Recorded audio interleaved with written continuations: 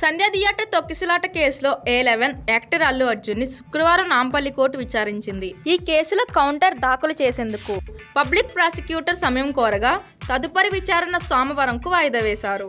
చిక్కట్పల్లి పోలీసులు సోమవారం కౌంటర్ దాఖలు చేయనున్నారు. కాగా రిమాండ్ పొడిగింపుపై అల్లు అర్జున్ వర్చువల్ విధానంలో హాజరయ్యారు. అల్లు అర్జున్ ఈ రోజు స్వయంగా కోర్టు ముందు హాజరవుతారని అనుకున్నారు. అయితే శాంతి భద్రతల నేపథ్యంలో వర్చువల్గా హాజరవుతారని ఆయన తరపు న్యాయవాదులు కోర్టును అభ్యర్థించారు. వారి విజ్ఞప్తిపై సానుకూలంగా స్పందించిన న్యాయస్థానం వర్చువల్ విధానంలో హాజరయ్యేందుకు అనుమతినిచ్చింది. దీంతో కోర్టులో వాదనలు వినిపించాయి. కాగా అల్లు అర్జున్కు న్యాయస్థానం విధించిన 14 రోజుల రిమాండ్ ఈ రోజుతో పూర్తి కాగా వ్యక్తిగతంగా విచారణకు ఆయన హాజరు కావాల్సి ఉంది.